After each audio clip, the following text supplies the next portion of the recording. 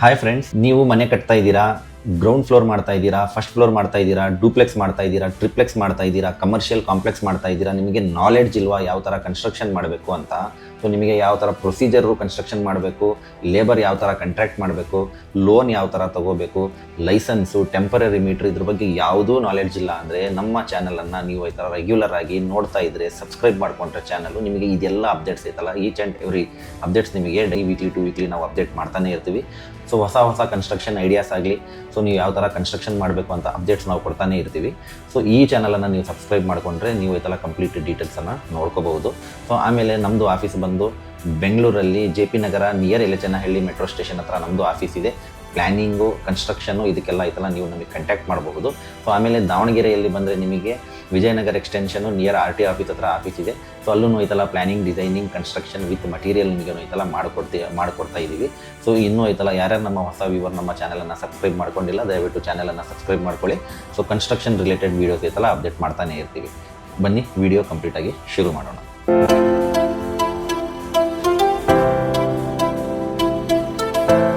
So ಈ ವಿಡಿಯೋದಲ್ಲಿ ನಿಮಗೆ ಒಂದು 10 ಮಿಸ್ಟೇಕ್ ನಾವು ಒಂದು ಲೀಸ್ಟ್ ಮಾಡಿದ್ದೀವಿ. ಈ 10 ಮಿಸ್ಟೇಕನ್ನು ನೀವು ಮಾಡ್ತಾ ಇದ್ದರೆ ನೀವು ಫ್ಯೂಚರಲ್ಲಿ ಐತಲ್ಲ ನಿಮಗೆ ಒಂದು ಲ್ಯಾಕ್ಸ್ ಟುಗೆದರ್ ನಿಮಗೆ ಐತಲ್ಲ ನಷ್ಟ ಆಗೋದು ಚಾನ್ಸಸ್ ಇದೆ.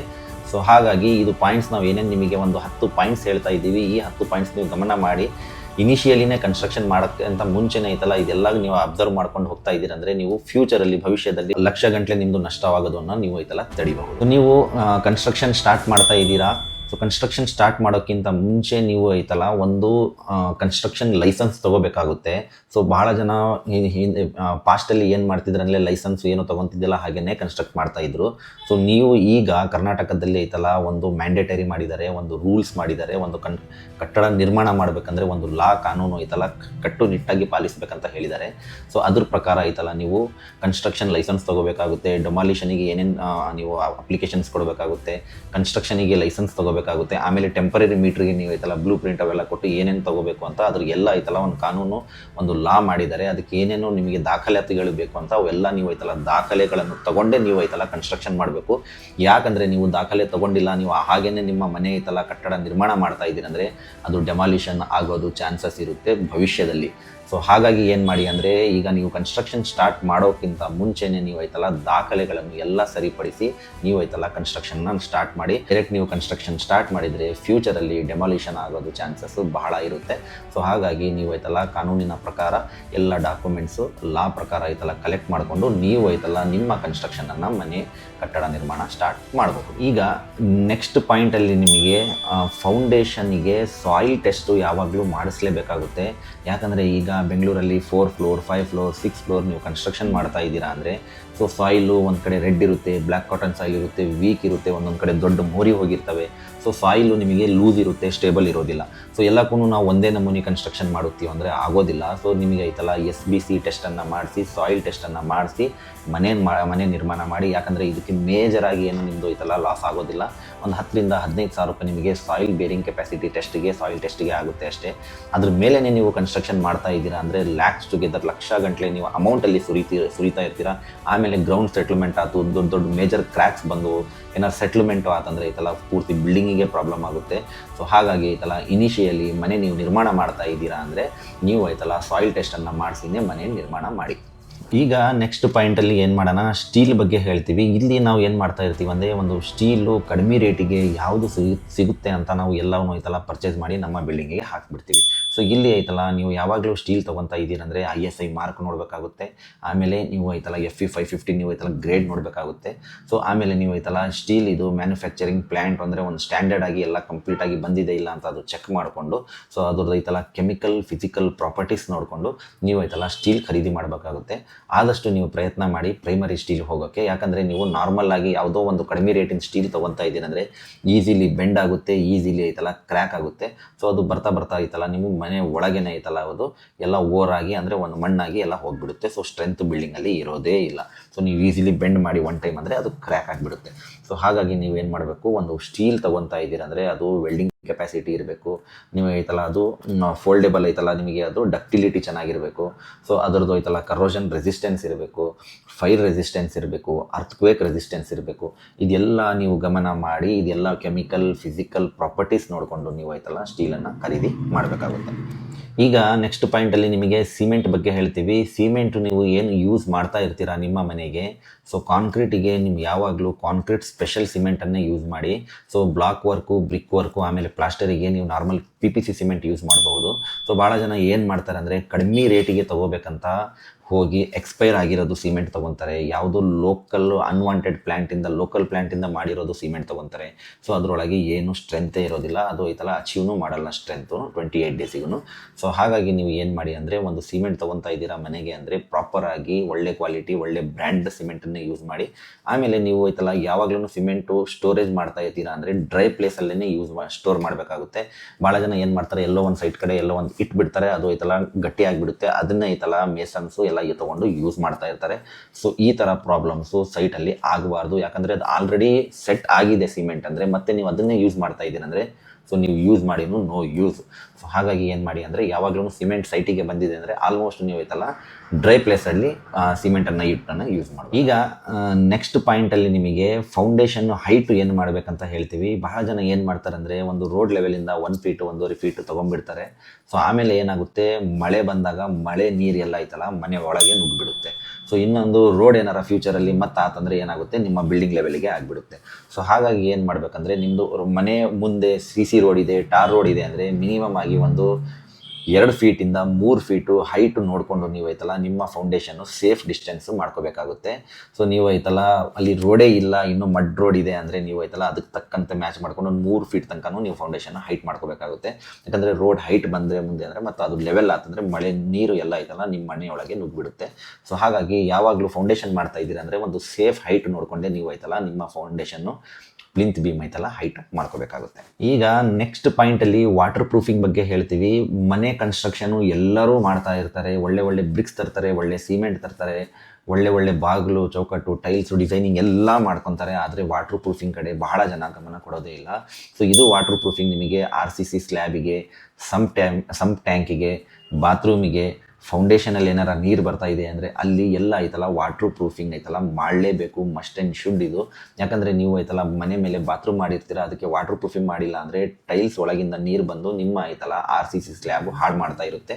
ಸೊ ನಿಮಗೆ ಐತಲ್ಲ ಇನಿಷಿಯಲಿ ಗಮನಕ್ಕೆ ಬರೋದಿಲ್ಲ, ಒಂದು 3-4 ವರ್ಷ ಆದಮೇಲೆ ಐತಲ್ಲ ಆವಾಗ ನಿಮಗೆ ಒಂದು ಆಲ್ಗೆ ಕ್ರಿಯೇಟ್ ಆಗಿರುತ್ತೆ. ಸೊ ಆವಾಗ ನಿಮಗೆ ಐತಲ್ಲ ಅದು ಗೊತ್ತಾಗ್ತಾ ಹೋಗುತ್ತೆ. ಸೊ ಹಾಗಾಗಿ ಏನು ಮಾಡಿ ಅಂದರೆ, ನಿಮ್ಮ ಗೋಡೆ, ಕಾಲಮು, ಬೀಮು ಎಲ್ಲ ಐತಲ್ಲ ಡೇ ಬೈ ಡೇ ಹಾಳಾಗ್ತಾ ಹೋಗುತ್ತೆ. ವಾಟರ್ ಪ್ರೂಫಿಂಗ್ ಮಾಡಿಲ್ಲ, ಲೀಕೇಜ್ ಪ್ರಾಬ್ಲಮ್ ಇದೆ ಅಂದರೆ. ಸೊ ಹಾಗಾಗಿ ಲಕ್ಷ ಗಂಟಲೆ ದುಡ್ಡು ವೇಸ್ಟ್ ಮಾಡ್ಕೊಳ್ಳೋಕ್ಕಿಂತ ನೀವು ಐತಲ್ಲ ಇನಿಷಿಯಲಿನೇ ವಾಟರ್ ಪ್ರೂಫಿಂಗ್ ಮಾಡಿಕೊಂಡ್ರೆ ನೀವು ಐತಲ್ಲ ನಿಮ್ಮ ಮನೆ ಸೇಫ್ ಇರುತ್ತೆ, ಬಾಳಿಕೆ ಬರುತ್ತೆ. ನೀವು ಹಾಕಿರೋದು ಇನ್ವೆಸ್ಟ್ಮೆಂಟ್ ಐತಲ್ಲ ಅದೊಂದು ಲೈಫು 60 ವರ್ಷ 70 ವರ್ಷ ಐತಲ್ಲ ನೀವು ಯೂಸ್ ಮಾಡ್ಕೋಬಹುದು. ಈಗ ನೆಕ್ಸ್ಟ್ ಪಾಯಿಂಟಲ್ಲಿ ಏನು ಮಾಡ್ತಾ ಇದ್ದೀವಿ ಅಂದರೆ, ಈಗ ಬಹಳ ಜನ ಮೊದಲು ಪ್ಲ್ಯಾನೇ ಮಾಡ್ತಿದ್ದಿಲ್ಲ, ಈಗ ಭಾಳ ಜನ ಸ್ವಲ್ಪ ಐತಲ್ಲ ಕೇರ್ ತೊಗೊಂಡು ಮನೆ ಪ್ಲ್ಯಾನ್ ಮಾಡ್ತಾ ಇದ್ದಾರೆ. ಸೊ ಈಗಲೂ ಸ್ಟ್ರಕ್ಚರ್ ಡಿಸೈನ್ ಆಗಲಿ, ಎಲಿವೇಷನ್ ಆಗಲಿ ಭಾಳ ಜನ ಮಾಡ್ಕೊತಾ ಇಲ್ಲ. ಸೊ ನಾನೇನು ನಿಮಗೆ ಅರ್ಜ್ ಮಾಡೋದು ಅಂದರೆ, ನೀವು ಐತಲ್ಲ ಒಂದು ಮನೆ ಸ್ಟಾರ್ಟ್ ಮಾಡ್ತಾ ಇದ್ದೀರ ಅಂದರೆ ಪ್ರಾಪರಾಗಿ ಪ್ಲ್ಯಾನಿಂಗ್ ಮಾಡ್ಕೊಳ್ಳಿ, ಪ್ರಾಪರಾಗಿ ಸ್ಟ್ರಕ್ಚರಲ್ ಡಿಸೈನ್ ತೊಗೊಳ್ಳಿ, ಎಲಿವೇಷನ್ ತೊಗೊಳ್ಳಿ. ಆಮೇಲೆ ಐತಲ್ಲ ಮಸ್ಟ್ ಆ್ಯಂಡ್ ಶುಡ್ ನೀವು electrical layout and plumbing layout ಐತಲ್ಲ ತೊಗೊಂಡೇ ನೀವು ಮಾಡಿಕೊಂಡ್ರೆ ಫ್ಯೂಚರಲ್ಲಿ ಇನ್ ಕೇಸು ಏನಾರ ವೈರಿಂಗ್ ಪ್ರಾಬ್ಲಮ್ಸ್ ಆಗಲಿ, ಅಗೇನ್ ನೀವೇನಾರ ಸ್ವಿಚಸ್ಸು ಎಕ್ಸ್ಟ್ರಾ ಬೋರ್ಡ್ ಮಾಡ್ಕೋಬೇಕಾಗಲಿ, ನೀವು ಐತಲ್ಲ ಪ್ಲಂಬಿಂಗಲ್ಲಿ ಏನಾರ ನೀವು ಟ್ಯಾಪ್ಸು ಏನಾರ ಲೀಕೇಜ್ ಆಗ್ತಾ ಇದೆ, ಏನಾರ ಪೈಪಲ್ಲಿ ಲೀಕೇಜ್ ಆಗ್ತಾ ಇದೆ ಅಂದರೆ ನೀವು ಈಸಿಲಿ ಫೈಂಡ್ ಔಟ್ ಮಾಡ್ಕೋಬಹುದು. ಸೊ ಇಲ್ಲ ಅಂದರೆ ಏನಾಗುತ್ತೆ, ನಾವು ಐತಲ್ಲ ಎಲೆಕ್ಟ್ರಿಕಲ್ ಪೈಪ್ಸ್ ಆಗಲಿ, ಕಂಡ್ಯೂಟ್ಸ್ ಆಗಲಿ, ಆಮೇಲೆ ಐತಲ್ಲ CPVC ಪೈಪ್ಸ್ ಆಗಲಿ ವಾಲಲ್ಲಿ ಐತಲ್ಲ ಎಲ್ಲ ಹೈಡ್ ಮಾಡಿರ್ತೀವಿ, ಮುಚ್ಚೋಗಿರುತ್ತೆ. ಅಲ್ಲಿ ಫ್ಯೂಚರಲ್ಲಿ ಏನಾರ ಲೀಕೇಜ್ ಪ್ರಾಬ್ಲಮ್ಸ್ ಬಂತಂದರೆ ನೀವು ಎಲ್ಲಿ ಪೈಪ್ ನಾವು ಮಾಡಿದ್ದೀವಿ ಅಂತಲೇ ನಿಮಗೆ ಐತಲ್ಲ ಬೇಗ ಗೊತ್ತಾಗೋದಿಲ್ಲ. ಸೊ ಆವಾಗ ಏನಾರ ಮೇಂಟೆನೆನ್ಸ್ ಮಾಡಬೇಕಂದ್ರೆ ಭಾಳ ಐತಲ್ಲ ಪ್ರಾಬ್ಲಮ್ಸ್ ಫೇಸ್ ಮಾಡಬೇಕಾಗುತ್ತೆ. ಸೊ ಹಾಗಾಗಿ ನಿಮ್ಮ ಹತ್ರ ಎಲೆಕ್ಟ್ರಿಕಲ್ ಲೇಔಟು ಮತ್ತು ಪ್ಲಂಬಿಂಗ್ ಲೇಔಟು ಪ್ಲ್ಯಾನ್ ಇದೆ ಅಂದರೆ ಈಸಿಲಿ ಮೇಂಟೆನೆನ್ಸ್ ಮಾಡಬಹುದು. ಎಕ್ಸ್ಟ್ರಾ ಏನಾರ ನೀವು ಮತ್ತೆ ಟ್ಯಾಪ್ಸ್ ಆಗಲಿ, ಸ್ವಿಚಸ್ ಆಗಲಿ ಏನಾರ ಮತ್ತೆ ಹಾಗೆ ನೀವು ತೊಗೋಬೇಕಂದ್ರೆ ಈಸಿಲಿ ಐತಲ್ಲ ಮತ್ತೆ ಎಕ್ಸ್ಟ್ರಾ ಅಡಿಷ್ನಲ್ ಆಗಿ ಆ್ಯಡ್ ಮಾಡ್ಕೋಬಹುದು. ಸೊ ಇದೆಲ್ಲ ಗಮನ ಕೊಟ್ಟು ಐತಲ್ಲ ನೀವು ಐತಲ್ಲ ನಿಮ್ಮ ಮನೆ ಕನ್ಸ್ಟ್ರಕ್ಷನ್ ಮಾಡ್ಕೋಬೇಕಾಗುತ್ತೆ. ಇಲ್ಲ ಅಂದರೆ ನೀವು ಲ್ಯಾಕ್ಸ್ ಟುಗೆದರ್ ಏನು ಲಕ್ಷ ಗಂಟಲೆ ಇನ್ವೆಸ್ಟ್ ಮಾಡ್ತಾ ಇದ್ದೀರಾ, ಅದು ಫ್ಯೂಚರಲ್ಲಿ ನಷ್ಟವಾಗೋದು ಚಾನ್ಸಸ್ಸು ಬಹಳ ಆಗಿ.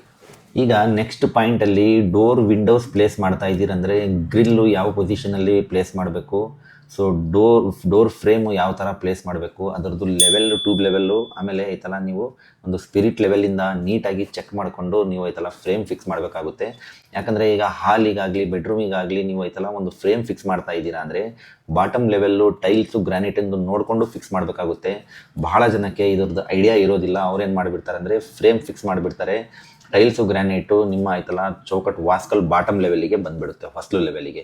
ಸೊ ಆ ಥರ ಆಗಬಾರ್ದು. ಇಲ್ಲ ಅಂದರೆ ಐತಲ್ಲ ಬಹಳ ಡೌನ್ ಮಾಡಿಬಿಡ್ತಾರೆ, ಹೊಸಲು ಭಾಳ ಮೇಲೆ ಇರುತ್ತೆ, ಟೈಲ್ಸ್ ಗ್ರಾನೈಟು ಭಾಳ ಡೌನ್ ಆಗಿಬಿಡುತ್ತೆ.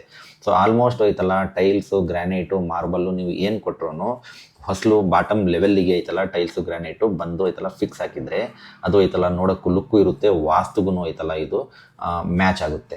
ಸೊ ಹಾಗಾಗಿ ಏನು ಮಾಡಿ ಅಂದರೆ ಲೆವೆಲ್ಲು ಸ್ಪಿರಿಟ್ ಲೆವೆಲಿಂದ ಚೆಕ್ ಮಾಡ್ಕೊಂಡು ಮೇನ್ ಡೋರು ವಾಸ್ತುಗೆ ಪಾಸಿಟಿವ್ ಎನರ್ಜಿ ಅಟ್ರ್ಯಾಕ್ಟ್ ಮಾಡಬೇಕಂದ್ರೆ ಇದು ಐತಲ್ಲ ನೀವೆಲ್ಲ ಗಮನ ಕೊಟ್ಟು ಕೆಲಸ ಮಾಡಿಸ್ಬೇಕಾಗುತ್ತೆ. ಸೊ ಯಾವುದೋ ಒಂದು ಮೂಲೆ ಬೆಳೆದಿರುತ್ತೆ, ಯಾವುದೋ ಒಂದು ಮೂಲೆ ಕೆಳಗಾಗಿರುತ್ತೆ, ಈ ಥರ ಎಲ್ಲ ಆಗಬಾರ್ದು. ಯಾವುದು ಕೆಲಸ ನೀವು ಮಾಡ್ತಾ ಇದ್ದೀರಂದರೆ ಪ್ರಾಪರಾಗಿ ಲೆವೆಲ್ಲು ಚೆಕ್ ಮಾಡಿಕೊಂಡು ಎಲ್ಲ ಐತಲ್ಲ ತೂಕಕ್ಕೆ ನೋಡಿಕೊಂಡು ಐತಲ್ಲ ಫ್ರೇಮ್ಸ್ ಆಗಲಿ ಡೋರ್ಸ್ ಆಗಲಿ ಹಿಂಜಸ್ ಆಗಲಿ ಇದೆಲ್ಲ ಪ್ರಾಪರ್ಲಿ ಐತಲ್ಲ ಮ್ಯಾನೇಜ್ ಮಾಡಿಕೊಂಡು ಅದಕ್ಕೆ ತಕ್ಕಂತೆ ಐತಲ್ಲ ನೀವು ಒಂದು ಧನಾತ್ಮಕ ಶಕ್ತಿಯನ್ನು ಆಕರ್ಷಣೆ ಮಾಡುವ ಮೂಲಕ ಐತಲ್ಲ ನಿಮ್ಮ ಕನ್ಸ್ಟ್ರಕ್ಷನನ್ನು ಮಾಡ್ಕೊಳ್ಳಿ ಅಂತ ನಾವು ನಿಮ್ಮ ಹತ್ರ ಹೇಳಿಕೊಳ್ಳಿ. ಈಗ ನೆಕ್ಸ್ಟ್ ಪಾಯಿಂಟಲ್ಲಿ ನಿಮ್ಮ ಮನೆಗೆ ಐತಲ್ಲ ನೀವು ಲಕ್ಷ ಗಂಟಲೆ ಸುರಿತಾ ಇದ್ದೀರಾ ಅಂದರೆ ಅದ್ರ ತಕ್ಕಂತೆಯೇ ಐತಲ್ಲ ಮನೆಗೆ ಕ್ಯೂರಿಂಗು ಬಹಳ ಇಂಪಾರ್ಟೆಂಟು. ಕ್ಯೂರಿಂಗ್ ಐತಲ್ಲ ಯಾವುದೇ ಕಾರಣಕ್ಕೂ ಮಿಸ್ ಮಾಡೋಕ್ಕೆ ಹೋಗಬೇಡಿ. ಡೈಲಿ 3 ಟೈಮ್ಸು ನೀವು ಪ್ಲಾಸ್ಟರು ಬ್ರಿಕ್ ವರ್ಕಿಗೆ ಒಂದು ಮಿನಿಮಮ್ 7 ದಿನ ಕ್ಯೂರಿಂಗ್ ಮಾಡಲೇಬೇಕು. ಕಾಂಕ್ರೀಟಿಂಗ್ ವರ್ಕ್ ಮಾಡ್ತಾ ಇದ್ದೀರಂದರೆ ಮೋರ್ ದೆನ್ 10 ಡೇಸ್ ಅಂದರೆ ಒಂದು 10 ದಿನ ಮಿನಿಮಮ್ ನೀವು ಐತಲ್ಲ ಕ್ಯೂರಿಂಗ್ ಮಾಡಲೇಬೇಕಾಗುತ್ತೆ. ಸೊ ಕ್ಯೂರಿಂಗ್ ನೀವು ಎಷ್ಟು ಮಾಡ್ತಾ ಇರ್ತೀರ ಮನೆಗೆ ಅಷ್ಟು ನೀವು ಐತಲ್ಲ ಅದು ಸ್ಟ್ರಾಂಗ್ ಅಚೀವ್ ಆಗಿ ಐತಲ್ಲ ನಿಮ್ಮದು ಕಾಂಕ್ರೀಟು ಸ್ಟ್ರೆಂತ್ ಐತಲ್ಲ ಅಚೀವ್ ಆಗುತ್ತೆ. ಸೊ ನೀವು ಐತಲ್ಲ ಮನೆಗೆ ಲೈಫ್ ಕೊಡಬೇಕು, ಭಾಳ ದಿನ ನಿಮ್ಮ ಮನೆ ಬಾಳಿಕೆ ಬರಬೇಕಂದ್ರೆ ಕ್ಯೂರಿಂಗು ವಿಥೌಟ್ ಮಿಸ್ಸು ನೀವು ಐತಲ್ಲ ಡೈಲಿ 3 ಟೈಮ್ಸು ಕ್ಯೂರಿಂಗ್ ಮಾಡಲೇಬೇಕು. ನೀವು ಐತಲ್ಲ ಕ್ಯೂರಿಂಗ್ ಮಾಡಿ ನಿಮ್ಮ ಮನೆಗೆ ಐತಲ್ಲ ಲೈಫನ್ನು ಡಬಲ್ ಆಗಿ ಇನ್ಕ್ರೀಸ್ ಮಾಡಿಸಿ. ಈಗ ನೆಕ್ಸ್ಟ್ ಪಾಯಿಂಟಲ್ಲಿ ಏನು ಮಾಡಿ ಅಂದರೆ ನೀವು ಮನೆ ಮಾಡ್ತಾ ಇದ್ದೀರಾ, ಮನೆ ಐತಲ್ಲ ನೀವು ಒಂದು ಮೇಸ್ತ್ರಿ ಕೊಟ್ಟಿದ್ದೀರಾ, ಇಲ್ಲ ನೀವೇ ಜವಾಬ್ದಾರಿಯಿಂದ ಮನೆ ಮಾಡ್ತಾ ಇದ್ದೀರಾ ಅಂದರೆ ನೀವು ಐತಲ್ಲ ಒಂದು ಸೇಫ್ಟಿ ಲೇಬರ್ ಬಗ್ಗೆ ಐತಲ್ಲ ಗಮನ ವಹಿಸಲೇಬೇಕಾಗುತ್ತೆ. ಭಾಳ ಜನ ಏನು ಮಾಡ್ತಾರೆ, ನಾವು ಮೇಸ್ತ್ರಿ ಕೊಟ್ಬಿಟ್ಟಿದ್ದೀವಿ ಅವ್ರು ಏನಾದರೂ ನೋಡ್ಕೊತಾರೆ ಅಂತ ನೀವು ಐತಲ್ಲ ಹೇಳಿಬಿಡ್ತೀರಾ. ಆಮೇಲೆ ಏನಾರ ಒಂದು ಡೆತ್ ಆಯ್ತು, ಏನಾರ ಇಂಜುರಿ ಆತಂದರೆ ನಿಮ್ಮ ಮೇಲೇನೂ ಕೇಸ್ ಆಗೋದು ಚಾನ್ಸಸ್ಸು 100% ಇದ್ದೇ ಇರುತ್ತೆ. ಸೊ ಹಾಗಾಗಿ ನೀವು as A owner, as A engineer, as A contractor ನೀವು ಐತಲ್ಲ ಯಾವಾಗಲೂ ಐತಲ್ಲ ಸೇಫ್ಟಿ ಲೇಬರಿಗೆ ಇನ್ಶೂರೆನ್ಸು ಮಾಡಿಸಿ, ಆಮೇಲೆ ಅವರಿಗೆ ಹಾರ್ನೆಸ್ಸು, ಸೇಫ್ಟಿ ಶೂಸು, ಹೆಲ್ಮೆಟ್ಸು ಇದೆಲ್ಲ ಐತಲ್ಲ ನೀವು ಗಮನ ಕೊಟ್ಟು ಕೆಲಸ ಮಾಡಿಸ್ಲೇಬೇಕಾಗುತ್ತೆ. ಯಾಕಂದರೆ ಏನಾರ ಸ್ಮಾಲ್ ಇಂಜುರೀಸ್ ಆಯ್ತು, ಬಿಗ್ ಏನಾರ ಇನ್ಸಿಡೆಂಟ್ಸ್ ಆಯ್ತು ಅಂದರೆ ಸೈಟಲ್ಲಿ ನೀವು ಅದಕ್ಕೆ ಐತಲ್ಲ ಪಾಲುದಾರ ಆಗಲೇಬೇಕಾಗುತ್ತೆ. ನೀವು ಐತಲ್ಲ ನೀವು ಕೇಸಲ್ಲಿ ನಿಮಗೂ ಐತಲ್ಲ ಇನ್ವಾಲ್ವ್ಮೆಂಟ್ ಮಾಡ್ತಾರೆ. ಸೊ ನೀವು ಐತಲ್ಲ ಅದ್ರದ್ದು ಏನು ನೀವು ಕೊಡಬೇಕು ಅಮೌಂಟು ಅವೆಲ್ಲ ಕೊಳ್ಳೇಬೇಕಾಗುತ್ತೆ. ಸೊ ಹಾಗಾಗಿ ಏನು ಮಾಡಿ ಇದಕ್ಕೆಲ್ಲ ತಕ್ಕಂತೆ ನೀವು ಏನು ಪ್ರಿಕಾಷನ್ಸ್ ತೊಗೋಬೇಕು ಸೈಟಲ್ಲಿ ಇನ್ಸಿಡೆಂಟ್ಸ್ ಆಗಬಾರ್ದು ಅಂತ ಅದೆಲ್ಲ ಐತಲ್ಲ ನೀವು ಗಮನ ಹರಿಸಿ ಸೇಫ್ಟಿ ಮೆಷರ್ಮೆಂಟ್ಸ್ ಲೇಬರಿಗೆ ನೋಡಿಕೊಂಡೇ ನೀವು ಐತಲ್ಲ ಕೆಲಸ ಮಾಡಿಸಿ. ಸೊ ಇದು ಒಂದು 10 ಪಾಯಿಂಟ್ಸು ನಿಮಗೆ ಕಂಪ್ಲೀಟಾಗಿ ನಾನು ಹೇಳಿದ್ದೀನಿ. ಇದು ಮಿಸ್ಟೇಕ್ಸ್ ನೀವು ಐತಲ್ಲ ಇನಿಷಿಯಲಿನೇ ಅವಾಯ್ಡ್ ಮಾಡಿಲ್ಲ ಅಂದರೆ ನಂತರ ನೀವು ಐತಲ್ಲ ಲಕ್ಷ ಗಂಟಲೆ ಐತಲ್ಲ ನಷ್ಟ ಆಗಬಹುದು. ಸೊ ನಿಮ್ಮ ಬಿಲ್ಡಿಂಗ್ ಲೈಫೂ ಐತಲ್ಲ ಕಡಿಮೆ ಆಗಬಹುದು. ಸೊ ಇದೆಲ್ಲ ಪಾಯಿಂಟ್ಸು ಗಮನ ಇಟ್ಟೆ ನೀವು ಐತಲ್ಲ ನಿಮ್ಮ ಕೆಲಸ ಮುಂದುವರಿಸಿ. ಈಗ ಸಂಕ್ರಾಂತಿಗಾಗಲಿ ಮತ್ತು ಹೊಸ ವರ್ಷಕ್ಕೆ ನಮ್ಮ ಹತ್ರನೂ ಐತಲ್ಲ ದಾವಣಗೆರೆ ಮತ್ತು ಬೆಂಗಳೂರಲ್ಲಿ ಹೊಸ ಆಫರ್ಸ್ ಕೊಡ್ತಾ ಇದ್ದೀವಿ ಕನ್ಸ್ಟ್ರಕ್ಷನ್ ರೇಟ್ಸು ಮತ್ತು ಪ್ರೈಸಲ್ಲಿ. ಸೊ ನಿಮಗೂ ಐತಲ್ಲ ಈ ಆಫರು ಅವೈಲ್ ಮಾಡ್ಕೋಬೇಕಂದ್ರೆ ನಮ್ಮ ಆಫೀಸಿಗೆ ವಿಸಿಟ್ ಮಾಡ್ಕೋಬಹುದು. ಬೆಂಗಳೂರಲ್ಲಿ JP ನಗರ ಯಲಚನಹಳ್ಳಿ ಮೆಟ್ರೋ ಸ್ಟೇಷನ್ ಹತ್ರ ನಮ್ಮದು ಆಫೀಸ್ ಇದೆ. ದಾವಣಗೆರೆಯಲ್ಲಿ ಬಂದರೆ ನಿಮಗೆ ಐತಲ್ಲ RTO ಆಫೀಸ್ ವಿಜಯನಗರ ಎಕ್ಸ್ಟೆನ್ಷನಲ್ಲಿ ಆಫೀಸ್ ಇದೆ. ಒಳ್ಳೆ ಆಫರ್ಸು ಸ್ಟಾರ್ಟ್ ಮಾಡ್ತಾ ಇದ್ದೀವಿ. ಸೊ ಬನ್ನಿ ನಮ್ಮ ಜೊತೆಗೆ ಕೈ ಜೋಡಿಸಿ ನಿಮ್ಮ ಕನ್ಸ್ಟ್ರಕ್ಷನ್ನು ಏನು ಕನಸಿದೆ ಅದು ನನಸು ಮಾಡ್ಕೊಳ್ಳಿ ಅಂತ ನಾವು ಹೇಳ್ಕೊತೀವಿ. ಸೊ ಕಂಪ್ಲೀಟ್ ವಿಡಿಯೋ ನೋಡಿದ್ದಕ್ಕೆ ಧನ್ಯವಾದಗಳು. ಶುಭ ದಿನ. Thank you.